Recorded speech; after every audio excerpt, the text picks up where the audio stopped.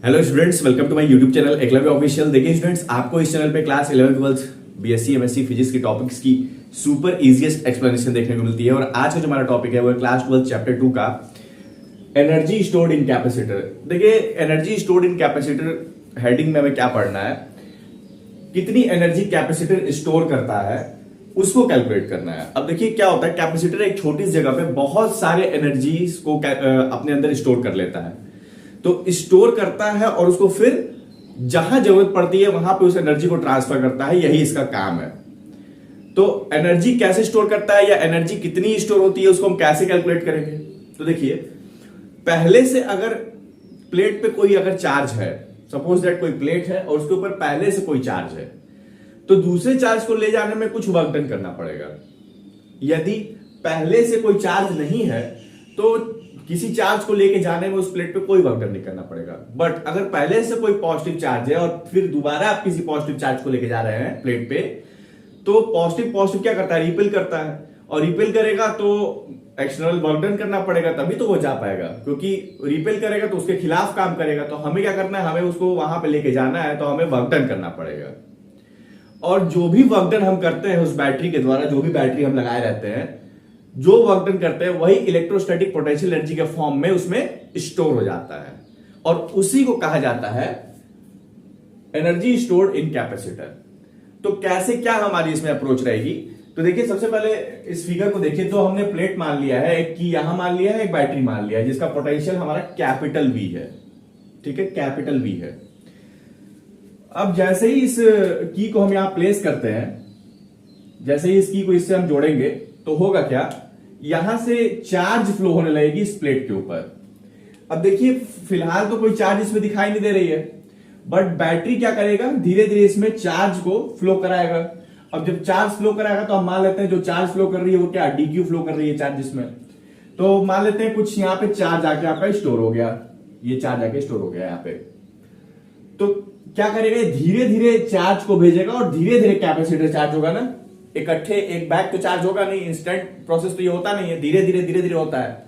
तो होगा क्या कि ये जो चार्ज पहले से है, जब दोबारा आप चार्ज भेजेंगे कोई, तो उसको वर्क डन करना पड़ेगा उसके ऊपर। क्यों, क्योंकि पहले से हमारे पास चार्ज है और फिर आप पॉजिटिव चार्ज भेज रहे हैं, तो पॉजिटिव पॉजिटिव रिपेल करेगा। और जब रिपेल करेगा तो आपको एक्सटर्नल वर्क डन करना पड़ेगा कि नहीं, हमको वहीं भेजना है, उसके रिपल्शन के खिलाफ काम करते हुए भेजना है, तो हमको वहां वर्क डन करना पड़ेगा। तो जितना यहां पॉजिटिव चार्ज आकर के स्टोर होगा उतना ही यहां पे निगेटिव चार्ज आ जाएगा। मींस 1 2 3 4 5, जितना यहां चार्ज रहेगा उतना ही यहां रहेगा। क्योंकि कॉन्सेप्ट आप पता है कि जितना यहां पॉजिटिव चार्ज आता है उतना ही इधर दूसरे प्लेट पे आपका निगेटिव चार्ज आकर स्टोर होता है।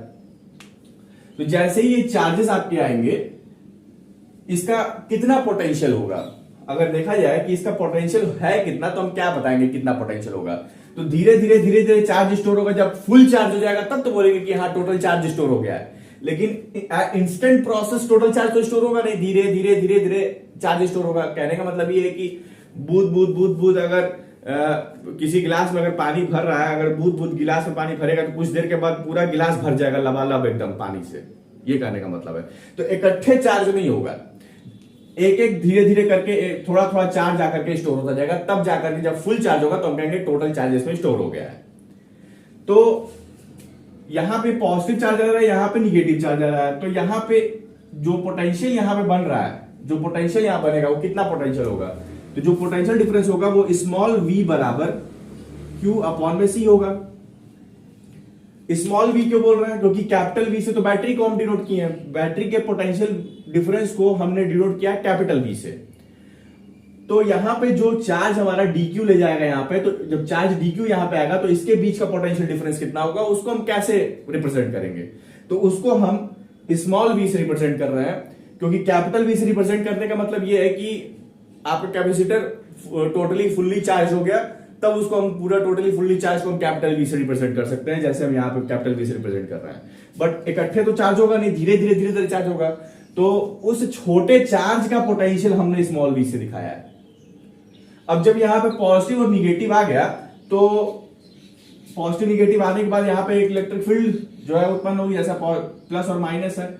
अब प्लस और माइनस है तो यहां पे जो है आपकी एक निश्चित इलेक्ट्रिक फील्ड जो है यहां पे उत्पन्न हो जाएगी।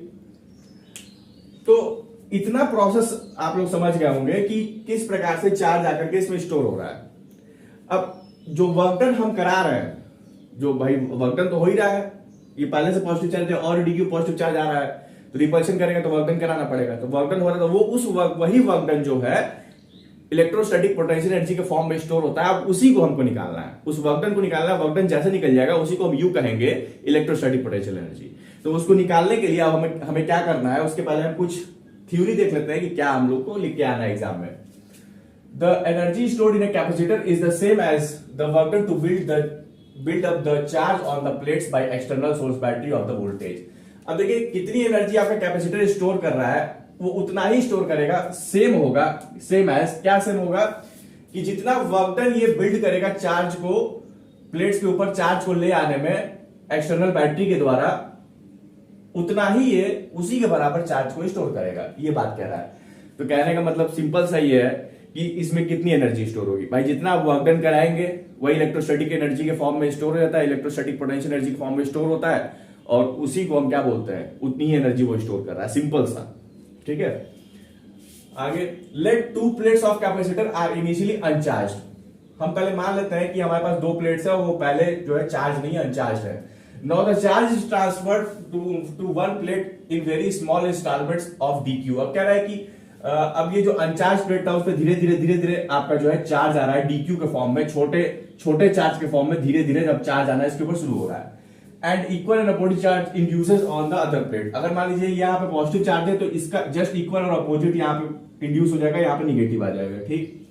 At any intermediate stage, suppose charge on one plate is Q। हम मान लेते हैं कि किसी इंटरमीडिएट स्टेट में यहाँ पे प्लस क्यू चार्ज है, प्लस स्मॉल क्यू, तो यहाँ पे माइनस स्मॉल क्यू चार्ज हो जाएगा। तो कह रहा है पोटेंशियल डिफरेंस बिटवीन प्लेट्स। अब छोटा चार्ज जब आ रहा है, छोटा चार्ज, टोटल चार्ज की बात नहीं हो रही है, जब छोटा चार्ज आ रहा है तो उस समय पोटेंशियल डिफरेंस कितना होगा। तो जब छोटा चार्ज आ रहा है तो स्मॉल वी से डिनोट कर रहा है, तो उस समय जो पोटेंशियल डिफरेंस है तो क्यू अपॉन में सी है, यही तो है। तो यहां पे हम अगर यहाँ पे कैपिटल क्यू अपॉन में सी हमने कंसीडर किया हुआ है, एक काम करते हैं, यहाँ पे जो हमारा क्यू है ये स्मॉल क्यू और ये स्मॉल क्यू से डिनोट कर रहा है। तो हम क्या करना है, जो पोटेंशियल डिफरेंस है जो स्मॉल वी से हम लोग डिनोट कर रहे हैं, वो स्मॉल क्यू यहाँ पे आ जाएगा, स्मॉल क्यू अपॉन में सी, क्योंकि हम यहाँ पे स्मॉल क्यू और स्मॉल क्यू कंसीडर किए हुए हैं। और जब टोटल चार्ज की बात करेंगे तो उसको कैपिटल क्यू से हम रिप्रेजेंट कर देंगे, इजी रहेगा, बहुत आसान रहेगा इस तरीके से। तो पोटेंशियल डिफरेंस बिटवीन प्लेट्स क्या हो जाएगा, क्यू अपॉन में सी हो जाएगा। यही तो होगा potential difference, small V equal to Q upon में सी, यानी पोटेंशियल डिफरेंस इसके बराबर क्यू अपॉन में सी के। तो टोटल वर्क डन, जो वर्क डन है, टोटल छोड़िए, वर्क डन जो है वो कैसे निकलेगा, ठीक है, टोटल की तो हम बाद में बात करेंगे। तो जो वर्क डन है फॉर्मूला क्या होता है, डब्ल्यू ए बी अपॉन में Q is equal to V B minus V A. ये सबसे फेमस फॉर्मूला है, कई बार मैं इसको यूज कर चुका हूं, सभी बच्चों को ये फॉर्मूला तो याद ही हो गया होगा अब तो यहाँ पे जो वर्क डन है, तो वर्क डन यहाँ पे अगर छोटा चार्ज है तो छोटा वर्क डन हो रहा होगा। और मैं कई बार बता चुका हूँ, छोटे चार्ज है, छोटा वर्क डन के लिए डी डब्ल्यू से डिनोट करते हैं अपॉन में। अब छोटा वर्क डन हो रहा है छोटे चार्ज के ऊपर, तो चार्ज की वैल्यू हमारी क्या हो जाएगी, डी क्यू हो जाएगी, इज इक्वल टू। अब यहाँ पे पोटेंशियल डिफरेंस है, वीबी माइनस वी क्या है, पोटेंशियल डिफरेंस। अब पोटेंशियल डिफरेंस किसके बराबर है, पोटेंशियल डिफरेंस देखिए क्यू बाई सी के बराबर है, तो इसकी जगह पे हम क्यू बाई सी लिख सकते हैं। तो डी डब्ल्यू बराबर हो जाएगा Q by C into D Q, यही तो होगा। तो छोटा चार्ज जब डीक्यू यहां पे आएगा तो उस कंडीशन, उस सिचुएशन में कितना वर्क डन होगा, तो इतना वर्क डन होगा, डी डब्ल्यू बराबर क्यू अपॉन में सी डी क्यू। तो ये छोटा वर्क डन आ गया। अब हमको टोटल वर्क डन चाहिए, मतलब धीरे धीरे क्या होगा, चार्ज होते होते फुल चार्ज हो जाएगा हमारा प्लेट। तो टोटल वर्क डन हमको चाहिए होगा कितना काम किया, तो हम क्या करेंगे, चुपचाप से इसको इंटीग्रेट कर देंगे। कहां से, जीरो से लेकर कैपिटल क्यू तक, मतलब जीरो से शुरू हुआ होगा चार्ज होना, करते करते कैपिटल क्यू तक हम ये मान रहे हैं कि कैपिटल क्यू हमारा फुल चार्ज हो गया, तो कैपिटल क्यू तक चार्ज हो रहा होगा। तो लिमिट ले लेंगे जीरो से लेकर कैपिटल क्यू तक। तो यहां पे हम इंटीग्रेशन करते हैं, इंटीग्रेटिंग बोथ साइड्स। तो ये W हो जाएगा इज इक्वल टू जीरो से लेके क्यू तक, क्यू अपॉन में सी, और ये डीक्यू हो जाएगा। अब देखिए जो कैपेसिटर है, जो कैपेसिटेंस है, किसी भी प्लेट की जो कैपेसिटेंस होती है बेटा वो फिक्स्ड होती है, ठीक है। तो सी को हम बाहर कर लेंगे यहां से। अब सी को बाहर कर लेंगे तो क्या वैल्यू आ जाएगी, देखिए तो W इक्वल टू 1/c, 0 से लेके Q तक Q dq हो जाएगी। अब यहाँ पे क्या फॉर्मूला लग जाएगा, अब जैसे फॉर्मूला ये जानते होंगे ना, integration x power n into dx जो है क्या होता है इसका इंटीग्रेशन, तो x के पावर n+1/n+1, यही वाला फॉर्मूला यहाँ पे लग जाएगा। तो यही वाला फॉर्मूला यहाँ पे लगेगा तो क्या हो जाएगा, W बराबर 1/c, ये 0 से लेके Q तक, और ये क्या हो जाएगा, सॉरी इंटीग्रेशन होगा तो Q²/2 हो जाएगा, Q 1+1/1+1 हो जाएगा, तो ये हो जाएगा Q²/2, और ये 0 से लेकर के Q तक, ये फॉर्मूला लग जाएगा आपका। अब upper limit minus lower limit कर देंगे, तो 2 को पहले बाहर कर लेते हैं, तो W बराबर 1/2c और Q² 0 से लेकर Q तक। अब upper limit minus lower limit करिए, तो W बराबर 1/2c, Q² माइनस 0 का स्क्वायर क्या हो जाएगा, W बराबर 1/2c Q², और ये 0 तो खत्म हो जाएगा, तो आप सीधे ऐसे लिख सकते हैं 1/2 Q²/c। तो ये आपका वर्क डन निकल गया। तो इन प्लेट्स के बीच में जो वर्क डन है, मींस जो टोटल वर्क डन हो रहा है, वो टोटल वर्क डन किसके बराबर होगा, तो W बराबर 1/2 Q²/c के बराबर होगा। और जितना वर्क डन होता है वही इलेक्ट्रोस्टैटिक पोटेंशियल एनर्जी के फॉर्म में स्टोर होता है, और उसी को कहा जाता है कि उतना चार्ज एनर्जी के फॉर्म में जो है स्टोर हो रहा है कैपेसिटर के अंदर। तो इसको अगर हम U कह दें, यहीं पे अगर हम इसको U कह दें तो कोई दिक्कत नहीं होना चाहिए। यहीं पे अगर इसको हम U के भी बराबर बोल दें तो आप कोई दिक्कत नहीं होना चाहिए, क्योंकि इतनी ही चार्ज जो है इलेक्ट्रोस्टैटिक पोटेंशियल एनर्जी के फॉर्म में स्टोर हो रही है। अच्छा, इसको दो तरीके से और लिखा जा सकता है। कैसे, अगर Q बराबर CV पुट करें तो एक और फॉर्मूला यहां से निकल जाएगा, है ना। तो कैसे यहां से फॉर्मूला निकलेगा, इसको मैं थोड़ा सा ऊपर से रब करता हूं यहाँ पे, देखिए कैसे यह फॉर्मूला निकलेगा हमारा।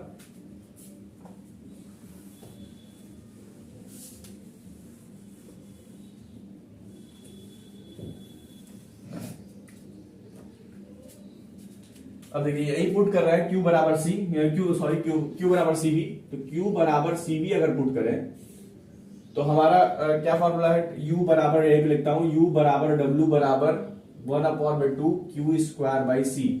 तो अगर यहाँ पे क्या पुट करें, CV पुट करें, तो यहाँ पे देख लीजिए, यहाँ पे CV पुट करेंगे तो ये हो जाएगा 1/2, तो C² V² हो जाएगा, C² V² अपॉन में C, एक C से एक C कटेगा, क्या बचेगा 1/2 CV² बच जाएगा। क्या बच जाएगा, 1/2 बच जाएगा CV²।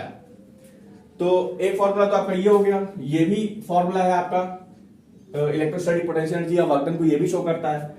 आप एक और चीज यहाँ पे रख के देख सकते हैं, क्या होता है, Q बराबर CV होता है, तो आप ऐसे रख सकते हैं C इक्वल टू Q/V हो जाएगा, C इक्वल टू, यहां से C इक्वल टू Q/V हो जाएगा। अब इस वैल्यू को हम यहाँ इसी इक्वेशन में रख के देखते हैं, तो C की जगह पे Q/V रखते हैं, तो यहाँ पे देखिए, यहाँ पे मैं थोड़ा कैलकुलेट करता हूं। फॉर्मूला क्या था हमारा, U इक्वल टू W बराबर 1/2 Q²/c था, ये C था ना। अब C की जगह पे हम Q/V रख सकते हैं, Q/V रख सकते हैं, V ऊपर चला जाएगा, तो U बराबर W बराबर 1/2, तो ये हो जाएगा आपका Q²/Q, और ये V हो जाएगा, एक Q से एक Q कट जाएगा, बचेगा क्या, U equal to W equal to 1/2 QV बच जाएगा। एक फॉर्मूला ये हो गया आपका। तो यहां पे हम लिख सकते हैं 1/2 QV। तो ये तीन फॉर्मूला आपका निकल रहा है, आप देख सकते हैं तीन फॉर्मूला आपका निकल रहा है ना। तो एक बार हमने क्या किया, एक बार Q बराबर CV पुट किया यहाँ पे, और फिर यहाँ पे C की वैल्यू यहां से निकाल लिया, C इक्वल टू Q/V हो गया। अब C की वैल्यू Q/V यहाँ पे रख करके C की जगह पे हमने कैलकुलेट किया, दूसरा फॉर्मूला किया। तो ये तीन फॉर्मूला आप देख सकते हैं, ये तीन फॉर्मूला इलेक्ट्रोस्टैटिक पोटेंशियल एनर्जी का, ये तीन फॉर्मूला आप देखिए। अब इसे कैसे भी न्यूमेरिकल्स आ सकते हैं, जैसे कैपेसिटेंस और चार्ज दे देगा, कैपेसिटेंस और पोटेंशियल डिफरेंस दे देगा तो ये फॉर्मूला लग जाएगा, चार्ज और पोटेंशियल डिफरेंस दे देगा तो ये फॉर्मूला लग जाएगा। मतलब किसी भी कंडीशन में आप इलेक्ट्रोस्टैटिक पोटेंशियल एनर्जी या फिर आप वर्क डन कहिए, वही इलेक्ट्रोस्टैटिक पोटेंशियल एनर्जी के फॉर्म में स्टोर हो जाता है। आप यहां से उन वैल्यूज को कैलकुलेट कर सकते हैं इजीली। आ रही बात समझ में। यहाँ पे एक मोस्ट इंपॉर्टेंट कॉन्सेप्ट है, कई बार बच्चे क्वेश्चन पूछते हैं मुझसे कि सर ये बताइए कि जो हमारा वर्क डन था, जो हमारा वर्क डन है, ये चीज, ये जो वर्क डन आपको दिखाई दे रहा है WAV/Q इक्वल टू, जो कि पोटेंशियल डिफरेंस के बराबर है, तो इसको अगर नॉर्मली अगर ऐसे लिखा जाए तो ये हम लिख सकते हैं यहाँ पे, दूसरे पेन से मैं लिख के देखता हूं, देखिए इसमें मिलेगा नहीं, तो यहां पर W अपॉन में Q कर दे, इसको हमने सीधे W किया हुआ है और स्मॉल q को कैपिटल Q किया हुआ है, ठीक है, जो कि पोटेंशियल डिफरेंस के बराबर है। यहां पे हम V के बराबर कर सकते हैं, यही फॉर्मूला हमारा है ना। तो W equal to Q into V के बराबर आ रहा है, यहां देखिए ये आ रहा है ना, ये इसी फॉर्मूले से कहने का मतलब जो वर्क डन है वो Q इंटू V के बराबर आ रहा है। बट जो रिजल्ट हम देख रहे हैं टोटल वर्क डन का, भाई total work done Q into V के बराबर आना चाहिए, लेकिन बट जो हम रिजल्ट देख रहे हैं वो हाफ आ रहा है, आधा आ रहा है, V हाफ QV आ रहा है। तो कई बार बच्चों का क्वेश्चन ये रहता है कि सर ये टोटल वर्क डन तो QV के बराबर है अकॉर्डिंग टू दिस, यही हमने फॉर्मूला पढ़ा है स्टार्टिंग से, बट आप इतना बता रहे हैं, इतना वर्क डन हो रहा है, वर्क डन तो इतना होना चाहिए टोटल वर्क डन, जो कि इस फॉर्मूले से हमको समझ में आ रहा है। तो ऐसा इसलिए होता है बेटा कि ये वायर जो लगी हुई है ना, इसके पास कुछ अपना रेजिस्टेंस होता है। तो होता क्या है कि जब आप चार्ज यहां से भेजते हैं तो उस रेजिस्टेंस की वजह से हीटिंग इफेक्ट, मतलब हीट रिलीज होने लगता है इस वायर के अंदर। तो कुछ एनर्जी हीट के फॉर्म में निकल जाती है, या मान के चलिए 50% एनर्जी हीट के फॉर्म में निकल जाती है। इस वजह से आपको टोटल वर्क डन इतने के बजाय इसका जस्ट आधा मिलता है। बात समझ में आ रही है? ये इसका कॉन्सेप्ट है। क्लियर? तो इस पे हम लोग न्यूमेरिकल्स भी देखेंगे। आज की वीडियो में इतना ही रखता हूं मैं, इसमें हम लोग न्यूमेरिकल्स भी करेंगे, देखेंगे, बहुत अच्छा क्लास चलेगा इस चीज पे बेटा। तो उम्मीद करूंगा आज की क्लास सभी बच्चों को समझ में आई होगी। तो आज का वीडियो को आप लाइक और चैनल को सब्सक्राइब जरूर कर लीजिएगा, उससे बहुत खुशी मिलती है मुझे। टेलीग्राम चैनल को ज्वाइन कर लीजिएगा, जिससे आपको नोट्स और मोर अपडेट्स आपको उस पे क्लासेस से रिलेटेड मिलते रहेंगे। Thank you so much.